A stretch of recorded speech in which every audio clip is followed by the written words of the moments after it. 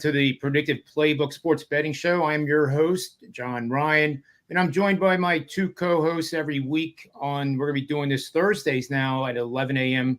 live, and it's archived, of course, for your viewing pleasure. I have Bo Knows Football with me, as always, former arena football player for many, many years, knows the game inside and out. He's also the host of Coast to Coast Sports on Roku TV, and I believe he'll be doing that show right after this one. And, of course, Rudy Reyes from the West Coast, Fox 26 KMPH. And he also does the Rude Dog Show, which is an awesome podcast in its own right. Let's get right to it, guys. Last week, my best bet on the show was the Eagles. I ran the model after the show, and to my premium clients, it morphed into a 10-unit max bet. I watched the game, and I'll tell you what, and I was in a public place that I know the people well. They've never heard me utter one foul word in all my life, and I don't take pride in that. But watching the game and watching the Eagles dominate on such a big play that I had to my clients and not score a frickin' point in 3 quarters. And then we discussed Sirianni and the stupid chart and how, he's going for it in the wrong situations, right? It's just insane. And, 4th and 4 in a low-scoring game, you take the points. And then he did it again, went for it on 4th and 4. Then, all of a sudden, a 61-yard field goal late in the game makes sense. So if you miss it, you give them great field position, which they did. But thank God, thank God for Saquon Barkley. I almost said Charles Barkley. Well, I'm grateful for him too. Maybe they're related. But he really saved the game, and Dallas Goedert, the tight end, really had a monster game. I think it was 10 receptions, 170 yards. But I never watched a game of a 10-unit quantity, right, that was dominating the game. It felt like I should have been winning 27-zip. They outgamed the Saints by more than 2.2 times. Yeah. It was just a complete obliteration, but they needed a little bit of magic there at the end just to get the win. Yep. And coaching had a lot to do with that. That should have been an Eagles, coast-to-coast win, and not even sweating it. But it was just terrible coaching again. And until they get rid of these charts, and they also said in the press conference that they collab on these situations. Well, you have 30 seconds to collaborate, right? Who's the boss? There should be one guy making the call, the offensive coordinator, and that's it. Done. All right, so that's my little rant, other than Major League Baseball screwing up with the hurricane that we all knew was coming days ago. Now the poor Mets and Braves, who are playoff contenders, obviously have to play a doubleheader on Monday. Yep. That is a big mistake. Anyway, the circuit competition, and I'll make this quick, and then we'll get on to the first game. There's carnage in any survivor pool that you're in. No ifs, ands, or buts about it. I'm in the circuit. I'm still in it. Somehow I managed to stay away from Cincinnati in week 1. And that's because I know the history of this thing. I've been around the block long enough to know you don't bet the highest favorite and presume that they are going to win. It is 3 weeks in a row where the largest favorite in each week lost outright. The last time that happened, 2001, in weeks 11, 12, and 13. So the fact that the Bengals accounted for 2 of them is mind-blowing. And I was fortunate enough, it's just coincidental, but I was on the Patriots in week 1. As you guys know, I was on the Raiders. I actually was on a Vegas show, and the other guest on the show, after I said that I thought the Raiders could make it close, and it's going to be a lot closer than people think, and I wouldn't be surprised if they won the game, he said there is no way that the Ravens are going to lose. So you never say never on any live show or recorded. But in the data here, I'm just going to pull up this real quick. There was over 12,000 entries in this thing. We are now down to 642. So entering last week, there was only 3,874 entries left out of 12,000 plus. We eliminated 3,232 of them this past week, mostly with the Bengals for the 3rd time. So now we're starting to get into, not 5% of the field is left after 3 weeks. So, the highest favorite this week is the 49ers, favored by 10, despite all the injuries that they have. They're favored by 10 against the Patriots, who we've seen go on the road and defeat what may be a really bad Cincinnati Bengals team. But I think it stops now. The top favorite, I think, if you have them for your eliminators, your survivor pools, I think the 49ers are safe to use. And at this point, you just want to advance. The strategy of saving teams for certain weeks that I do every single year that got me into the top 200 last year, it's out the window. It really is out the window. You got to win now because there's so few entries. And I'm sure everybody's survivor pool is like that. Bo, you mentioned before we went on the show, tell everyone about that survivor pool that you were talking about to me, because that's another good example of why these things are not easy. Yeah, no, the amount of upsets this year have been insane. So there was one that a friend of mine was in, or still is in, and there was 750 entries, $150 buy-in, right? After the first 2 weeks, there were 50 people left because of the crazy amount of upsets, right? So they had buybacks up until this last week. And so I think the total number of entries is like 115 or 150, something like that. But even still, from 750 after 2 weeks or 3 weeks now, and buy-ins, you only have 100. I mean, that is crazy to me. This thing could be decided by week 8. Oh, I agree. I agree 100%. It really could be. I don't know what's wrong with my hat here, but I'm trying to fix it. But I mean, Rudy, are you in any of these survivor pools yourself?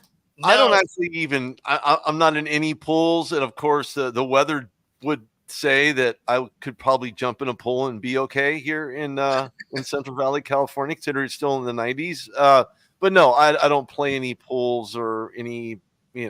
It's just not me. It's just not me. It's not one of those things that I really kind of dive into, right? Because I'm always busy. I don't do any betting, and I don't do online betting. It's just not me. It's just not for me. I'm too busy with reality to deal with fantasy and fantasy pools, and it just gets way too much between all the work that I have to do off and on the TV set. So yeah. Yeah, I'm with you there. Like, I can never do fantasy. The amount of time it requires is unreal. I do have a pick'em pool, which is straight up pick'em, right? It's not against the spread or anything like that. And to give perspective of how crazy these upsets have been, the person leading it right now only has 31 right? So they're averaging just over 10 right a week. That is not a great win percentage when you really think about it. And then the person in last place has, only has 20 right, and we're only 3 weeks in, right? Like that loss percentage is crazy. And I went in my database, by the way, and I don't know if there's ever been 4 consecutive weeks where the highest favorite lost the game outright.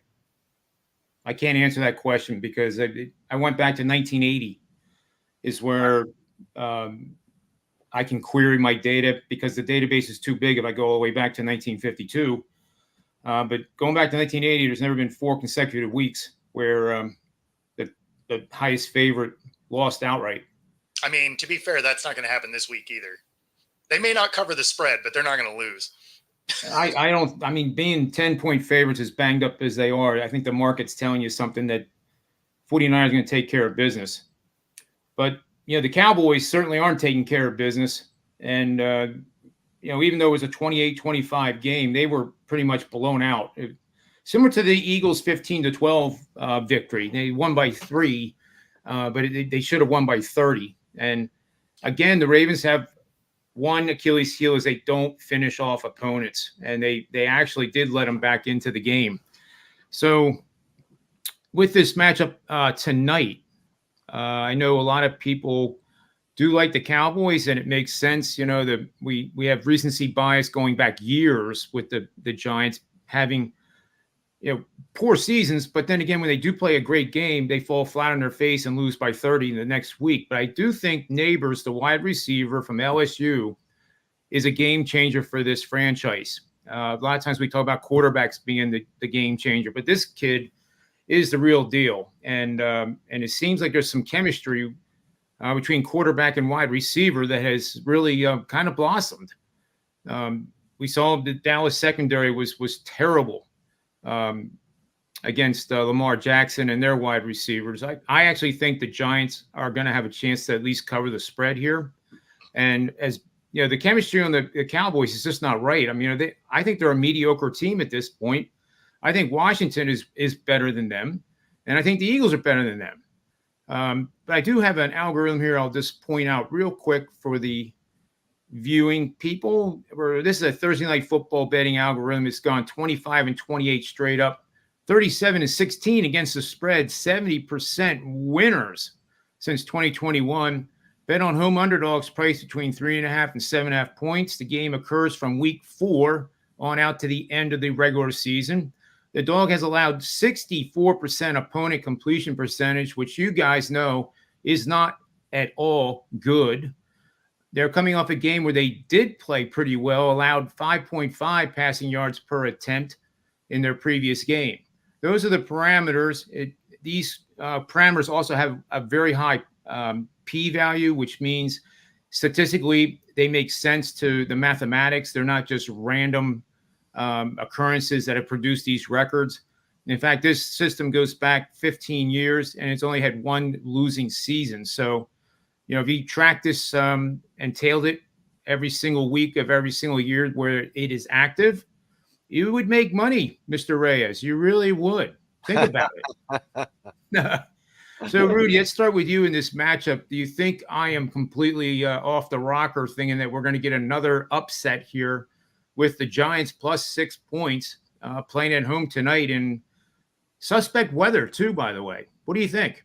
Very suspect. I look at the Cowboys, think to myself, man, how can you get gashed, week in and week out? And it really starts up front. It starts with everybody that's calling the defense, right? Mike Zimmer taking over for Dan Quinn. One of those things that you kind of question whether or not he's a good fit in Dallas. The answer to that's probably no. There are other coaches that are certainly more available and more pliable, more of a player's coach than do a my way or get on the highway and pack it in. I think that the ability for them to not stop the run, people are just they're getting torn up in all different aspects. Micah Parsons is usually a guy who's all over the place. He doesn't really have to do that now. There's a little bit more younger talent on that line. I believe the Cowboys, as far as who's going to win in this matchup, I'm picking the Cowboys, but as you said, I think the Giants cover the spread.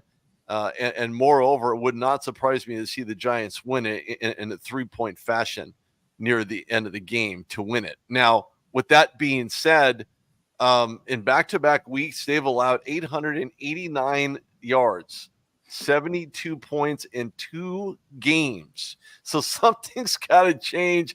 It's got to change up front. It's being more creative, more exotic on the defense, crossfire blitzes, play better man, down, maybe load 6 in the box, back 2 off, if you're a defensive tackle.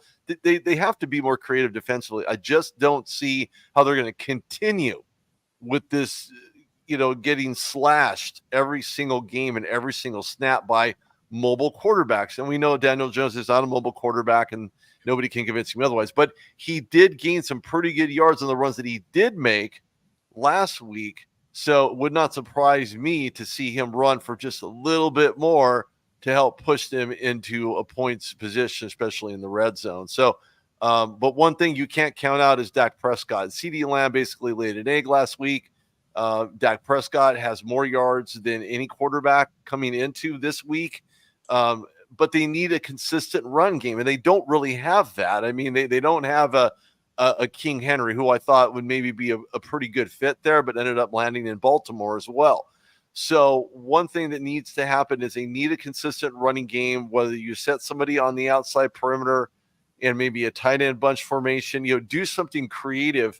Overall, I just don't see how the Cowboys can continue with this lack of pass rush, lack of coverage, and then no running game. And with those three, it's really tough to see how they're going to win against the Giants team who comes off smacking around the Cleveland Browns. Like I said, if it's Brown, you flush it down. And that's what they did on a more consistent basis with Deshaun Watson under center. You have Myles Garrett, who's injured as well during that game.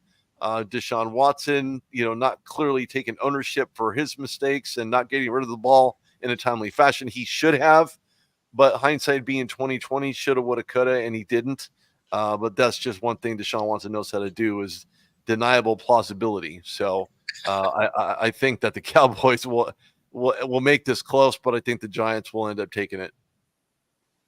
Well, it's interesting because points per game, New York Giants offense, 29th in the league at 15. Dallas defense allowing 29.7 points per game, getting gashed, 30th in the league of 32 teams. And they are dead last in the league at 32nd, allowing 4 touchdowns per game. The Giants are averaging 2 touchdowns per game, which is mediocre. It's 18th in the league. So tell me if the Giants have a chance to continue this, to exploit the bad Swiss cheese type of defense we've seen from Dallas. So the problem here is the one thing Dallas does do well is defend the pass. And Dallas is the number 1 passing offense right now. So the thing is if Dallas scores first, the Giants are going to have a hard time exploiting that run defense. And it's not like they're great at rushing anyway. So it's not like they have Saquon anymore. So, I mean, they're doing it with a okay guy against a team that can't defend the run. I mean, they're dead last in run defense. So, I mean, there's opportunity there. But if Dallas gets out to a lead, all of a sudden Daniel Jones has to start making plays, and that's the one part of their defense that's actually kind of good. So I don't think that the Giants have enough to take down the Cowboys. Do I think it would be entertaining? Absolutely. For the purpose of shows like this, would it be amazing? Of course. Do I think that happens in real life? No. Dallas puts up points. They pass the ball extraordinarily well. And, I think they're just going to be too much for a Giants team that's still looking for answers kind of all over the roster. Yeah, I agree 100% here. And I think we're all on the Giants here for the most part, right? Plus the 6 and maybe a little sprinkle on the money line, perhaps. I do think it's going to be a very entertaining game, and we're going to learn a lot about both teams, especially Dallas, whether they are still to be considered contenders. Let's move on to a kind of a surprising 2 teams in their own right. That is the Vikings as one of the 5 undefeated teams remaining in the NFL. Kudos to them because they have earned it. They have played extremely well. Of course, we always ask the question, is it sustainable? We saw the Saints have through 2 games, small sample size, but they had a yards per point that was on offense that was under 10, and no team had ever gone a whole season of recording a season-long record of even under 10.5. Tom Brady's team is the record. Not the record, but over the last 25 years. So the Saints, they had 236 total yards last week, which is anemic. So it is not for long for the NFL, really, because you see one example of the Giants upset Carolina with Andy Dalton looking like contenders in that division now, where before, as you guys have said, it looked like you could fade Carolina every single week and you'd probably get rich. Now we don't know that.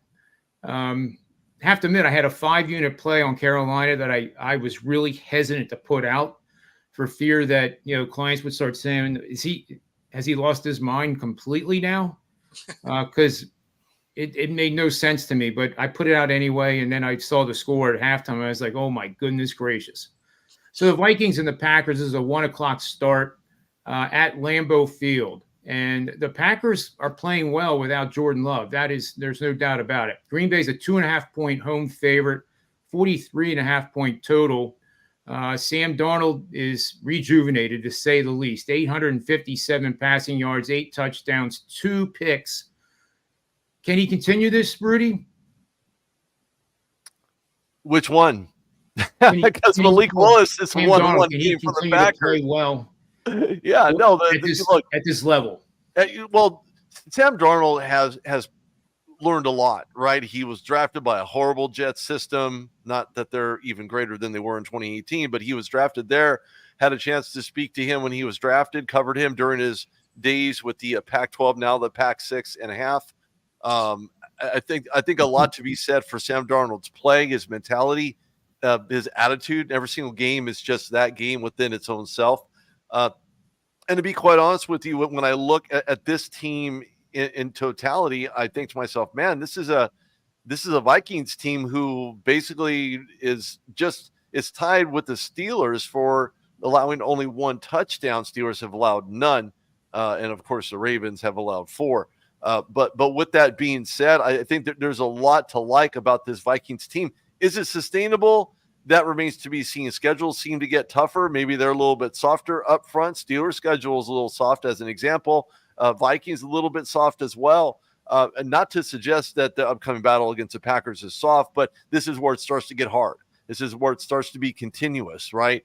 I just don't see the Vikings laying an egg here. And of course, there's not going to be an Easter egg hunt on the ship. So forget about if you're bringing your baskets. The Bears, the Bears themselves, as an example, within the NFC North, it's still trying to find a way around their starting quarterback. So a lot to be said for Malik Willis in the system that he's in. He continues to thrive.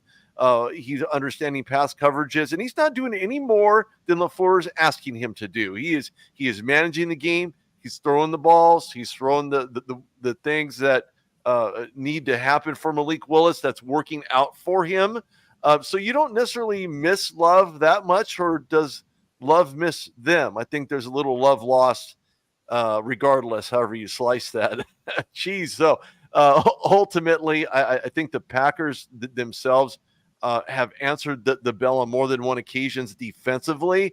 I'm just more on the edge of, can they continue to keep the Vikings, who seem to be on a roll in scoring in the NFL, out of the end zone? I just don't. It's going to be a good matchup, Sam Darnold against the defense. That's all I got to say. So when it's all said and done, I think the Vikings will end up continuing this role in a 4-0 fashion. I don't know about the next week's schedule. That's a little more daunting. But as far as against the Packers concerned, I think the Vikings keep rolling. Well, there's an algorithm here that confirms that, Rudy, and you'll probably like this one too. We're going to bet on road teams. The home team is outpassing their opponents by at least 1.25 yards per pass attempt. And that is a lot, folks, in the NFL. That is domination on both sides of the ball. And the Vikings are number 2 offensive scoring, number 3 defensive scoring at 10 points per game. Does Green Bay score more than 10? More than likely, but they're playing very, very well. That home team gained 7 or more yards per pass attempt in their previous game, which is outstanding. The game occurs after week 4 to the end of the regular season. You can see the record, 35-40 straight up. So it's a road team, and more than likely when these situations are active, we're talking about a dog. So in the money line, that turns into a pretty handsome profit, even though it's a losing record, because you're averaging probably around plus 180 on the money line on these plays. 50-23 with 2 pushes for 69% over the last 5 seasons. And if the game's a divisional matchup, it gets even better, folks. The dog is 14-11. The road team is 14-11 straight up. 19-6 against the spread for 76% winning bets. So I do like the Vikings quite a bit. Bo, are you going to make this a unanimous panel play here with the Vikings, or are you going to be a little contrarian? Oh, no. The Vikings continue to roll here. I mean, just about every stat favors the Vikings. The biggest one for me is their defense not allowing points, and they're third in points on offense. If there's anything that they don't do well, it's the secondary of the Vikings that has some opportunities to be exploited. The problem is you have a backup quarterback who's played fairly well, But let's be honest, some of that's been done with his legs. And that rushing defense for the Vikings is second in the league. So, and that's only second behind Green Bay. So, I mean, the way I look at it is some of the things that Green Bay needs to win, they're not really going to get those opportunities. And the spots of the defense that you can take advantage of, they're not really equipped to take advantage of. So I'm going to go with Darnold and company getting this done, going 4-0. That would be a great story in its own right, for sure. The biggest matchup, I think, on the card this week is when the Ravens host the Buffalo Bills. And we don't know how good the Buffalo Bills really are, because Jacksonville, especially the body language of Trevor Lawrence, was shocking. Doug Peterson, the head coach, on the way out. If he loses this game, that's another thing hanging over there's a lot of clouds. And I believe Trevor Lawrence has now lost 8 consecutive regular season games. That's never good for anybody. But Jacksonville has to make changes on the fly. But it seems like the Bills and the Ravens now, the Ravens could easily be 3-0. And you can also say they're lucky to be 1-2 after going 0-2 the first week and then having to go on the road to Dallas. And they took care of business right away, right from the start, as we talked earlier in the show. So this is a possible preview of the AFC Championship game. And, I really don't have anything mathematically or analytically on this game as of yet. But I kind of have to go with Buffalo here, because even though they play teams that we don't really know how bad they are or how good they are, they have it clicking. And they're actually playing better defense than the Ravens as well, which how often do we ever say that the Ravens defense is not as good as the team they're playing? But this is definitely going to be a great game on Sunday Night Football. Right now, Baltimore is a 2.5-point home favorite, total of 46.5, which kind of implies that the first team to 27 is going to win this game. Take it away, Rudy, and give us your thoughts on this matchup. Well, you know what? Let's start with the guy up front, and we're talking Lamar Jackson. The defense and the way that looks from the Bills, yes, they look absolutely fabulous against a very mediocre Jacksonville Jaguar team. So let's put that in perspective. But when you look at Josh Allen, and you look at what they bring on their side of the ball, I mean, his QBR was over 150, and he's done that consistently through 3 weeks. So it's not as if he's not playing the ball of his life, but it's not how you start, it's how you finish. And so we know the Bills have softly finished out and made some ill-advised throws from Josh Allen. We've seen him go to Stephon Diggs. It came up short.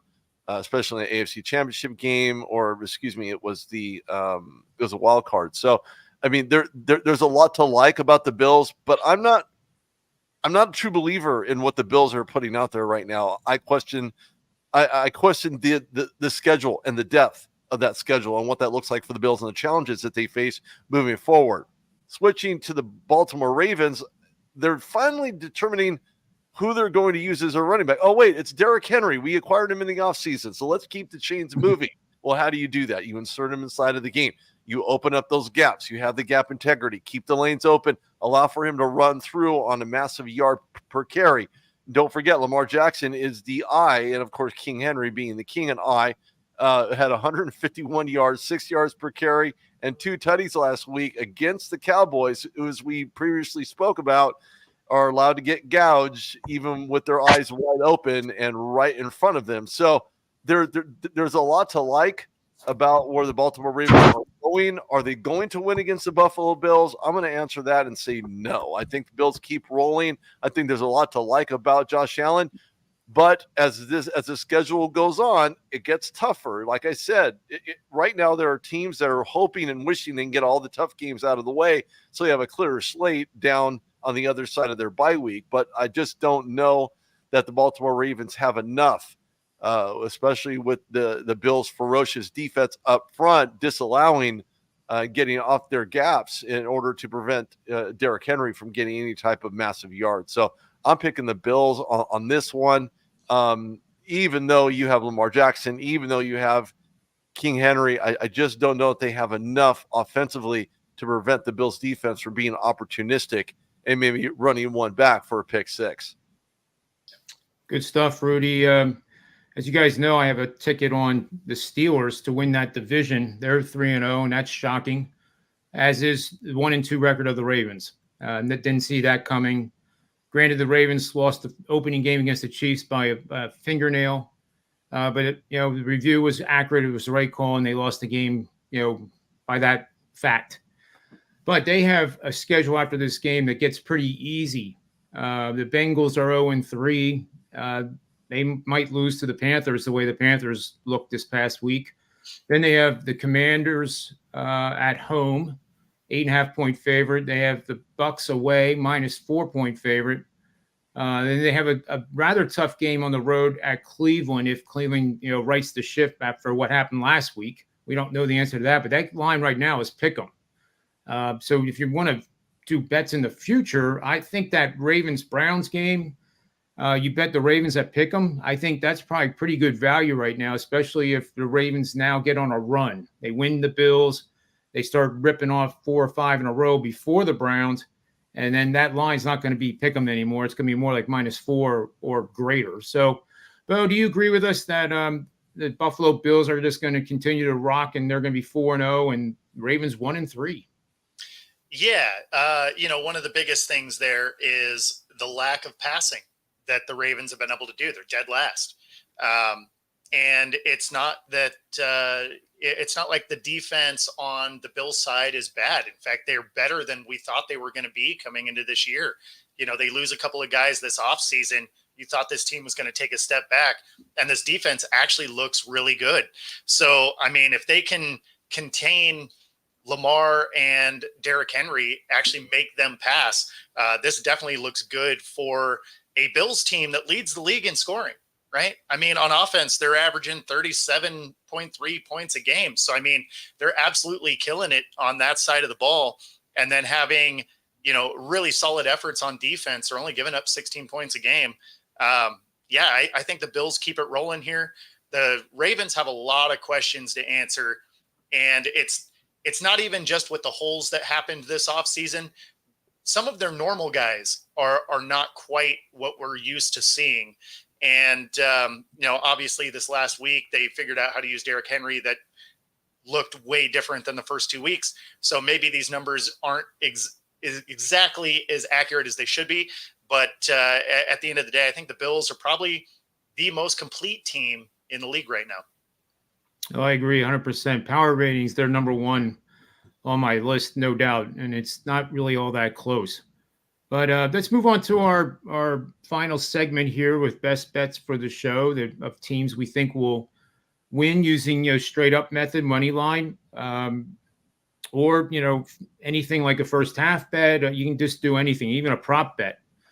When we talked about Minnesota, I'm going to be betting them at the window for sure. So my clients, at least they're going to get the pick to do so. I think Sam Darnold's numbers are going to be a little inflated this week. I haven't studied them yet, but I think there's opportunity maybe to bet pizza money size bets on prop bets, going under his passing yards.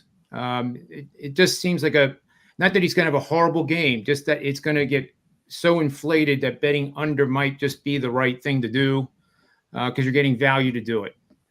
But my best bet here is going to be on the Eagles again. And it's not because I'm in the Princeton area and get to listen to that wonderful media in Philadelphia who 1 week can bash them as the biggest losers in the world. And then they win a game against the Saints and, we are on our way to the Super Bowl now. No doubt we are going to do it. The Phillies are going to win the World Series and it's a city of champions. And I like seeing that. This could be happening in Oklahoma City where the NBA team wins and, it just is good for any city to have a world championship under their belt. So with the Eagles, I have a few things to back up the play real quick. The Eagles offense gained 460 total yards and outgained the Saints, who gained just 219 total yards by more than double. Teams that won a game, this is crazy. Teams that won a game and scored only in the fourth quarter are 25-17, straight up 60%. And 25-15-2 for 63% against the spread. And when you isolate it just to the Eagles, in the Eagles games going back to 1980, this is only the third time that they won a game and only scored points in the fourth quarter. In the following game, they went 2-0 straight up and against the spread.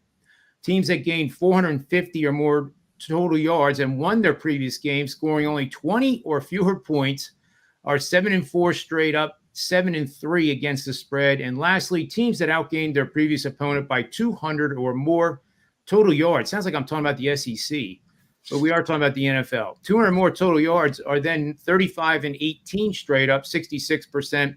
32-20 with one push, 62%. The next game from week 4 on into the end of the regular season.